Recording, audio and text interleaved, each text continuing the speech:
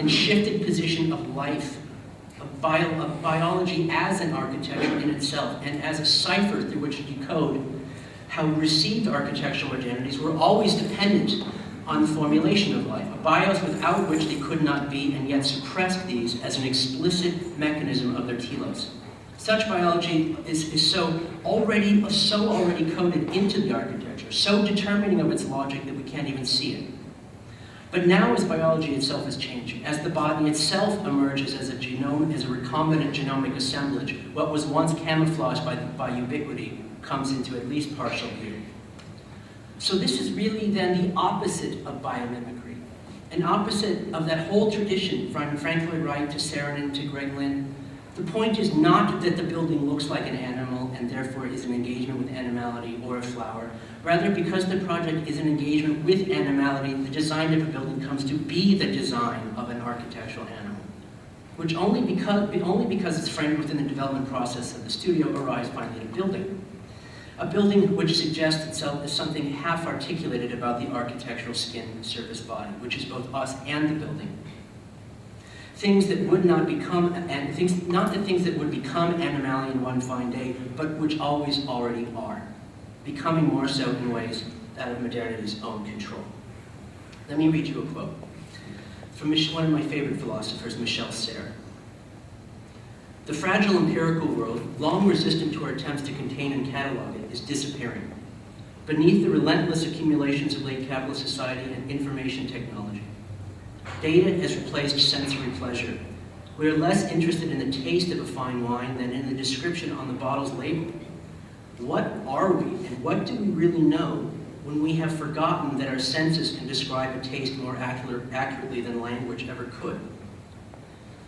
A first look at the work would imply that in its digital sterility, in its apparent distance from the mundane economies of construction and gravity even, that Hernan's work is exactly that which Sarah is arguing against. But quite apparently the opposite is true. Hernan is nothing if not an aesthete, obsessed with renewal of the human-animal habitat in and for embodied sensation. If Maya had olfactory scripts, I am certain that Hernan's work would be very, very odoriferous, perfumey, pungent, and sour. Further, there are programs for bodies we know, for bodies as we know them, but not programs for bodies as we know them, but programs for bodies as we may come to know them. In this, I would want to argue that he's a hyper-functionalist, but that the functions to which this is served do not yet exist. Okay. Tofuri, Manfredo Tofuri, is a well-known warning against what he calls operative criticism, the critic advocating one future over another, over predicting which style of work will work. And in general, I agree. But with theory and design, that need to get caught up to the present more than describing the future, this is something else then again. So let me lay my cards on the table. Architecture needs to strategically disappear. Architecture needs to be absorbed into a meta-design that is larger and smaller than itself, that is computational, integrative, a universal interface design. It needs to happen under the rubric of the revivification, the re-erotization, if you like, of program, the driest of the dry, and of intentionality. And conversely, what needs to happen to interface design is for it to properly encounter the Spinozian substance and surfaces of architecture. So, we begin with Hernan to depart. Programs. Programs, architectural programs, television programs, computational programs, political programs, and so on, anticipate repetition in advance of themselves and condition this as an arrangement of space and flow. Because habits wear grooves into the surfaces of habitat, to propose a collective's habits becoming, that is, this is what we should do, is to propose a collective habitat's program. This is how and where we should do it. The activation of program is a performance and against this condition, now revealed as a continuity of mimetic formations, evasions, and even incomprehension. It is, in essence, in precisely Adorno's context, mediation. architectural program, there's already a practical theorem for collective embodiment of Lefebvre's, let's say, Lefebvre's notion of habitus, focusing on the production of space as a mimetic extension of bodily movement, producing by its material repetition the contours of habitat. In the plural, such spatial practice results in the channels, monuments, and activities of the city, a collective artifact of spatial life. Among such collective habitual productions is the border and the boundary of the city. The edge system have membranes that governs internalization and externalization. Some urbanisms identify such interfaces as an effect of the cellular integrity of the collective spatial practice and an organizing force generated from within that which gives form to the city, filling up its boundaries with internally originated space. Others, myself, see urban form as a diagram of forces without which we could not carve the city without their gravities.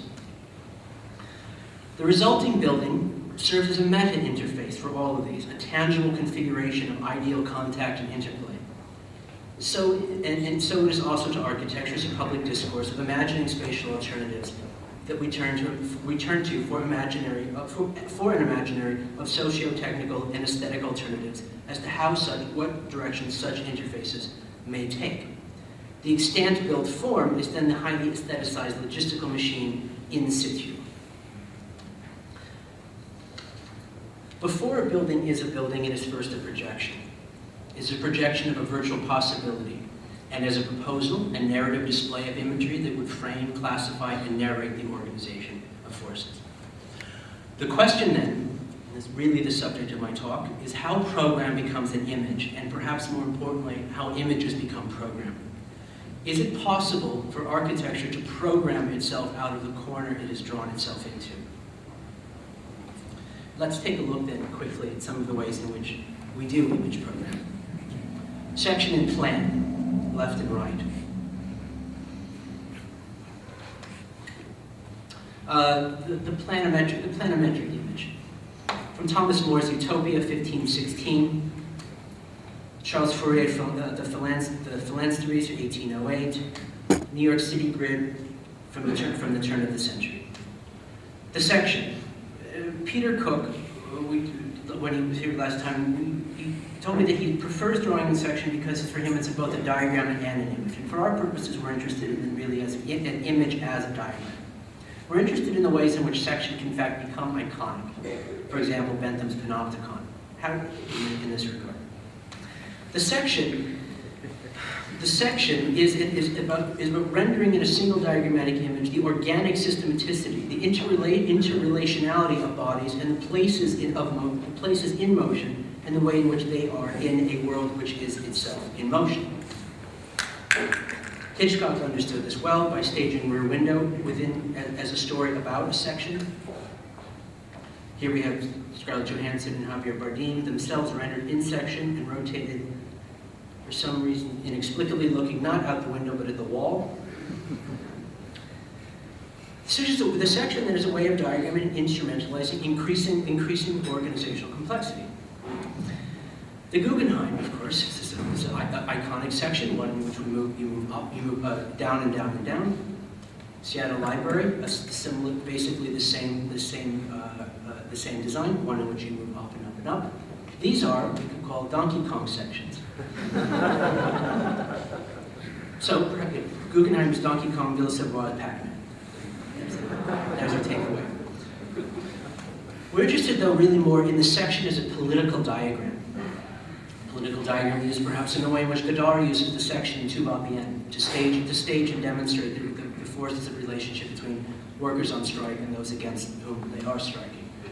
Or in Weekend, the endlessly long traffic jam seen described in section to indicate the collapse of the society from which the cars are escaping.